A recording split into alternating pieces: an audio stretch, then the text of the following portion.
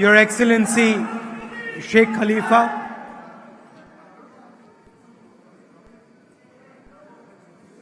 Suman Baby ji, Dr. Thomas Abraham ji, Sunny Kulatakal ji, Neeraj Bakshi ji, Isaac John ji, Sam Petroda ji,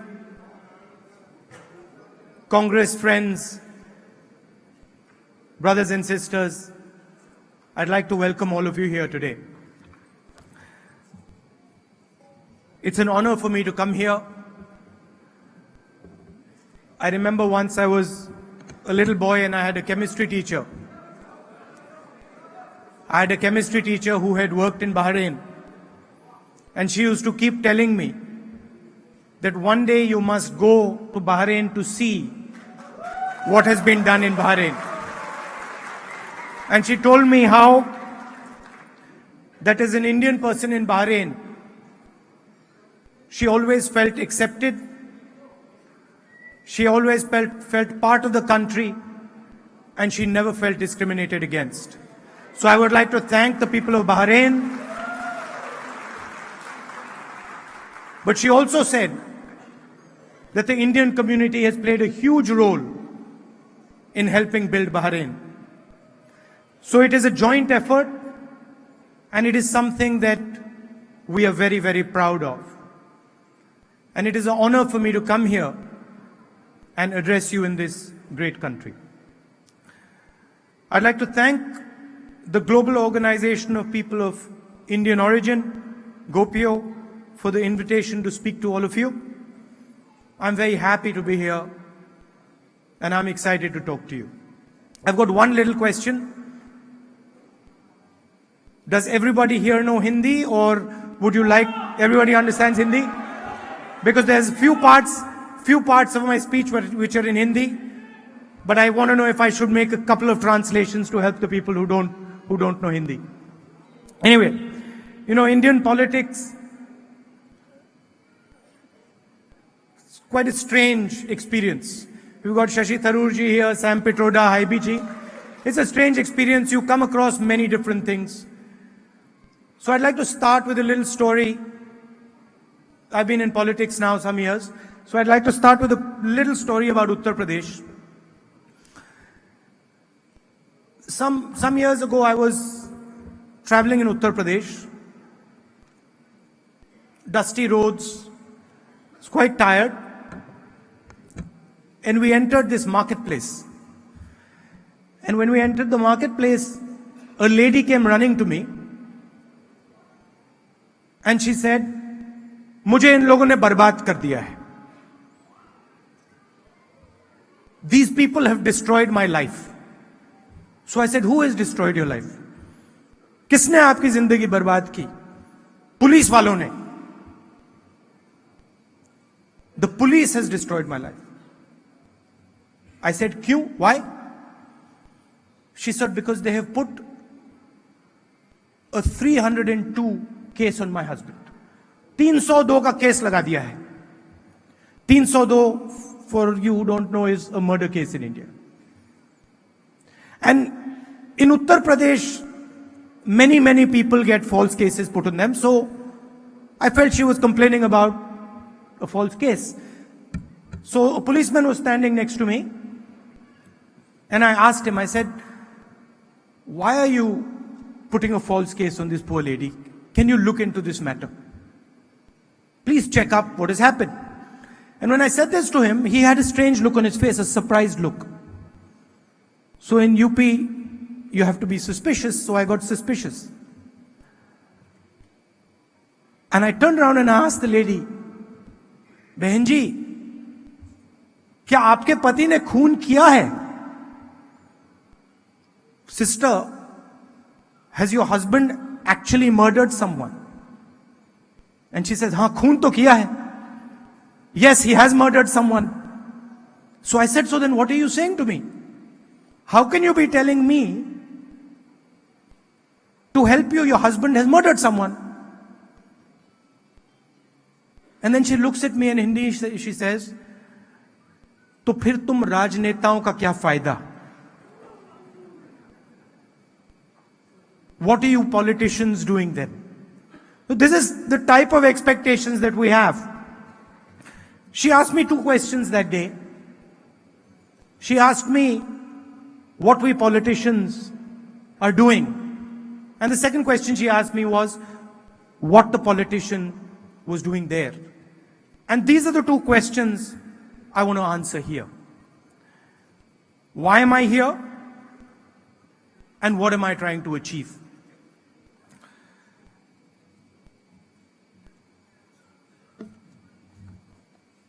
I'm here today with you in Bahrain, but this time I'm here to tell you what you mean to your country, that you're important, to tell you that there is a serious problem at home,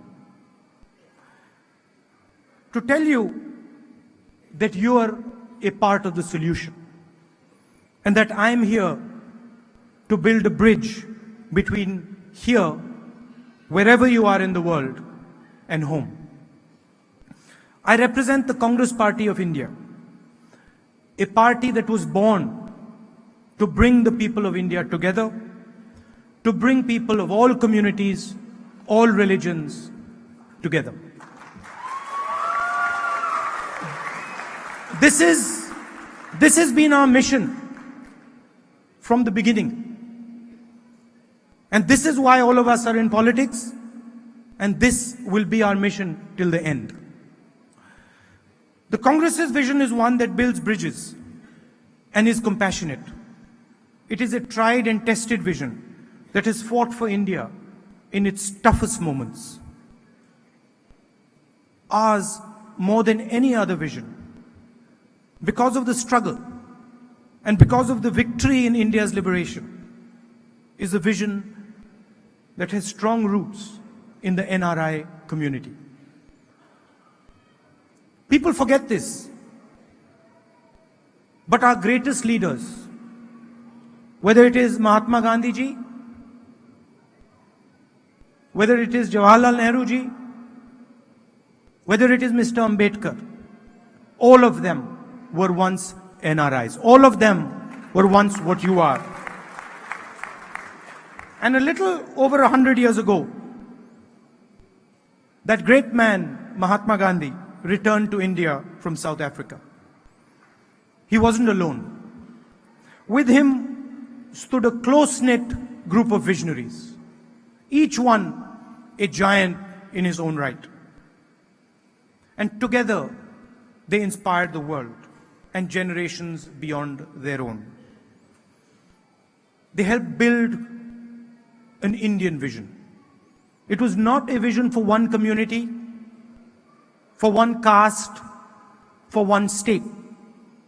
It was a vision for the entire country. And it was a vision that was appreciated by every single person on the planet. The most important thing about any human being is that he knows who he is and where he comes from. Where do you come from?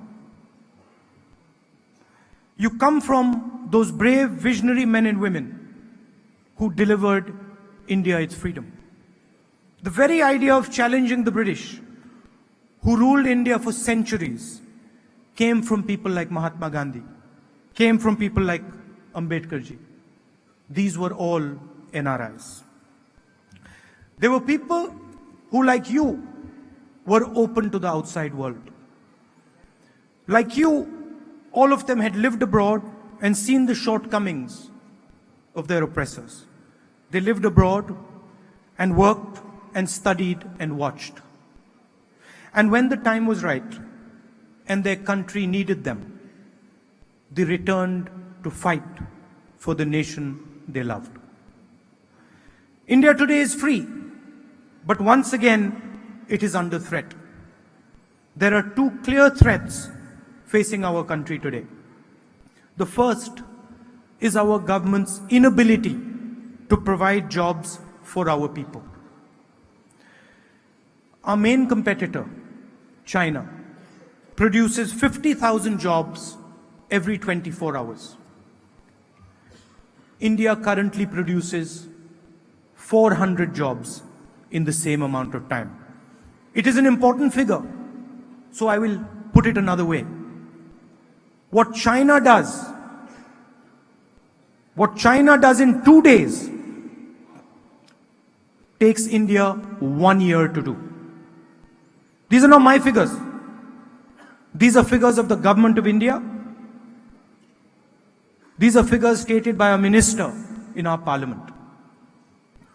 Job creation in India is at an 8-year low. New investments are the lowest they have been in 13 years. Bank credit growth has sunk to a 63-year low. To make matters worse, many in the Indian diaspora have lost hard-earned money because of arbitrary decisions like demonetization. They have landed a crippling blow to India's overall economic growth. The fact is that India can simply not afford this. We are the second most populous country in the world. Every day, 30,000 new youngsters come into India's job market. Not providing education and jobs to these youngsters is a recipe for disaster. The government's failure to create jobs is resulting in tremendous anger and unrest in India. The youth are asking a very simple question. What are we to do in our future? This anger is visible in the streets and is rising rapidly. The tragedy is that instead of focusing the attention of our people on what is critical, the removal of poverty, job creation, and the building of a world-class education system, we see instead a rise in the forces of hatred and division. Instead of accepting that we are struggling to create jobs, instead of uniting people together, all communities and religions, to face the challenge, the government is busy converting the fear being generated in our jobless youth into hatred between communities. Tragically, the conversation in our country today is not about jobs, healthcare, or education. Today, the only thing India talks about is what you are allowed to eat, who is allowed to protest, and what we can say, or rather what we cannot say. Activists and journalists are threatened, they are shot dead for expressing their views. People are killed because of their religious beliefs. Dalits are beaten into submission. Judges investigating sensitive cases die under mysterious circumstances. And through all this, the government has nothing to say. Friends, India has been taken off its path of progress. Indians at home and abroad are shocked to see this ugly effort, which seeks to deviate us from our ancient philosophy and from the path our country has followed for thousands of years. This is not a fight that can be won without you. It is a fight to return us to our beloved ideals. You, your openness, your skills, your talent, your tolerance, your patriotism is what India needs today. You have shown us and the world how you have built the countries you have journeyed to. You have lived with people of different nationalities, different religions, different philosophies, and you have done so both by learning from them and by teaching them about our great Indian traditions and heritage. India today has the largest diaspora of any country in the world. More than 16 million people of Indian origin live abroad. The countries of the Gulf region are among India's most important trading partners. The largest numbers of Indian expats live here. India is also the largest remittance receiving country in the world. You send almost $70 billion. That is 3.5% of India's GDP. You're responsible for creating massive wealth globally and for giving giving back more than 3 times your fair share to India each year. Here in the Gulf, NRIs send back more than half of the remittances that India gets from around the world. Many of you and your ancestors came to these foreign lands with nothing but dreams. You came empty-handed. And out of those dreams, you have built entire nations. All of you in this room are proof that India can bridge any gap that is put before it. And no global vision for India can be built without you. It is impossible, let me state from this stage, that it is impossible to build a global vision for India in the 21st century without our brothers and sisters who live abroad. Together we must steer India back to its original strengths. We need to make India the centerpiece of ahimsa, of non-violence, of compassion. We need to bring our conversation back from violence and hatred to one of progress, jobs, and love between our people. And we cannot do that at home without our largest skill base on the planet, all you people in this room. I've not come here to tell you anything really. No. I've come here to ask for your help. I've come here to ask you for your skills, for your guidance, and for your understanding. We need you to help us fight these forces of anger and hatred.